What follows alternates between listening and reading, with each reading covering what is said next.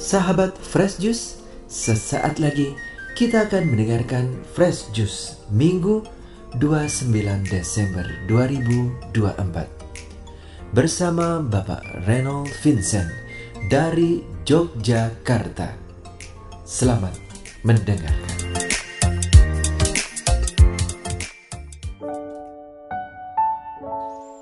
Shalom, berkah dalam. Selamat Natal para sahabat Fresh Juice dimanapun para sahabat berada. Bacaan diambil dari Injil Lukas bab 2 ayat 41 sampai 52. Tiap-tiap tahun orang tua Yesus pergi ke Yerusalem pada hari raya Paskah. Ketika Yesus telah berumur 12 tahun, pergilah mereka ke Yerusalem seperti yang lazim pada hari raya itu. Sehabis hari-hari perayaan itu, ketika mereka berjalan pulang, tinggallah Yesus di Yerusalem tanpa diketahui orang tuanya. Karena mereka menyangka ia ada di antara orang-orang seperjalanan mereka. Berjalanlah mereka sehari perjalanan jauhnya, lalu mencari dia di antara kaum keluarga dan kenalan mereka. Karena mereka tidak menemukan dia, kembalilah mereka ke Yerusalem sambil terus mencari dia. Sesudah 3 hari, mereka menemukan dia dalam bait Allah. Ia sedang duduk di tengah-tengah alim ulama sambil mendengarkan mereka dan mengajukan pertanyaan kepada mereka. Dan semua orang yang mendengar dia sangat heran akan kecerdasannya dan segala jawab yang diberikannya. Dan ketika orang tuanya melihat dia, tercenganglah mereka. Lalu kata ibunya kepadanya, "Nak, mengapakah engkau berbuat demikian terhadap kami? Bapamu dan aku dengan cemas mencari engkau." Jawabnya kepada mereka, "Mengapa kamu mencari aku? Tidakkah kamu tahu bahwa aku harus berada di dalam rumah Bapakku?" Tetapi mereka tidak mengerti apa yang dikatakannya kepada mereka. Lalu ia pulang bersama-sama mereka ke Nazaret dan ia tetap hidup dalam asuhan mereka. Dan ibunya menyimpan semua perkara itu di dalam hatinya. Dan Yesus makin bertambah besar dan bertambah hikmatnya dan besarnya. Dan makin dikasihi oleh Allah dan manusia. Demikianlah sabda Tuhan. Para sahabat, saya ingin mengajukan 3 pertanyaan dulu deh untuk kita renungkan ya. Yang pertama nih, kita sebagai anak nih ya, apakah kita suka bentak orang tua saat ada keinginan kita yang gak terpenuhi? "Mama tuh gimana sih? Papa tuh gimana sih? Kan udah aku bilangin ini." Sambil banting pintu. Ataukah kita sudah menggunakan bahasa-bahasa yang santun, yang berempati, yang menghargai papa mama kita? Dan yang kedua nih, apakah papa mama semuanya, bapak ibu semuanya selama ini memaksakan kehendak pada anaknya dalam memilih program studi atau pendidikan mereka? Kita memaksa mereka untuk menuruti passion kita, bukan passion mereka, tapi kehendak kita, bukan kehendak mereka.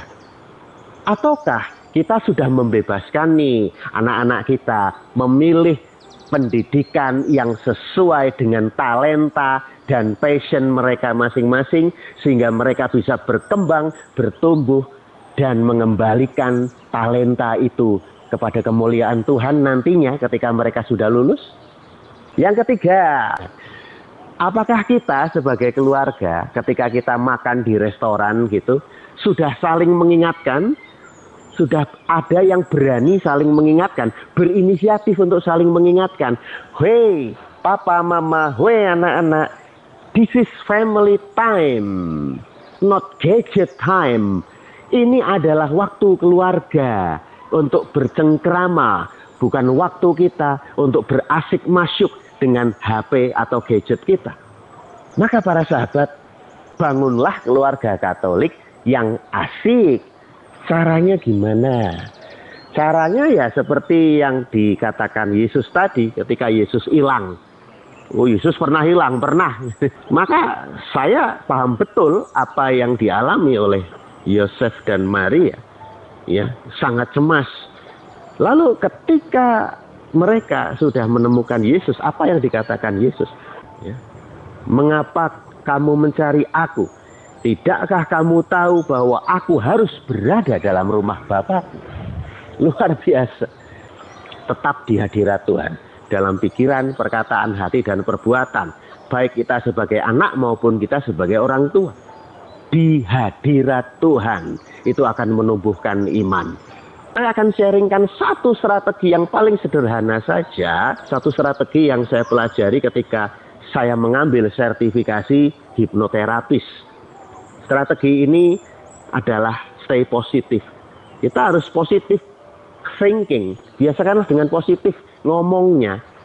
Ketika kita menegur anak kita bandel, anak kita nakal, kita tegur, kamu itu jangan bandel dong, jangan nakal dong. Jangan kaget Bapak Ibu, kalau besoknya anak kita tambah nakal. Ya. Lalu kalau kita menegur pasangan kita atau mau mengingatkan, memberi warning pada pasangan kita, mau dinas keluar kota, sayang, kamu jangan selingkuh ya. Jangan kaget besoknya dia buka aplikasi tertentu yang mengarahkan ke perselingkuhan. Kenapa? Karena pikiran bawah sadar manusia tidak bisa menerima kalimat negatif. Komunikasilah. Kasih itu positif. Maka gunakan kalimat, kalau jangan nakal tadi, nak, kamu yang baik ya. Kamu rajin ya. Dan seterusnya. Atau kepada pasangan kita, sayang, sambil dicium keningnya. Wah, terserah kita, cara kita masing-masing kayak gimana dia terserah. Para sahabat semua, sayang, kamu setia ya. Yang setia padaku ya. Yang setia. Nah, besoknya dia akan tambah setia pada kita. Maka para sahabat, yang penting adalah yuk mulai detik ini kita jadikan keluarga kita sebagai keluarga Katolik yang asik gitu. Caranya hadirkan hadirat Tuhan. Karena keluarga kita adalah tempat pembentukan pikiran, tempat pembentukan karakter, tempat pembentukan hati, dan yang lebih penting lagi, keluarga adalah gereja mini, tempat pembentukan iman kita. Ya para sahabat, itu tadi satu cara yang paling sederhana. Cara-cara lain membangun keluarga Katolik yang asik akan saya berikan dalam seminar Stress Management di Paroki Santa Maria Immaculata, Kalideres, Jakarta Barat, tanggal 18 Januari 2025. Mari kita mulai jadikan keluarga kita sebagai keluarga Katolik yang asik, sehingga dengan berkat yang kita dapatkan di keluarga kita, kita bisa menyebarkan berkat itu pada semua yang ada di sekitar kita. Tuhan memberkati keluarga kita selalu untuk selamanya, berkah dalam. Sahabat Fresh Juice, kita baru saja mendengarkan Fresh Juice Minggu 29 Desember 2024. Terima kasih kepada Bapak Reynold Vincent untuk renungannya pada hari ini. Sampai berjumpa kembali dalam Fresh Juice edisi selanjutnya. Tetap semangat, jaga kesehatan, dan salam Fresh Juice.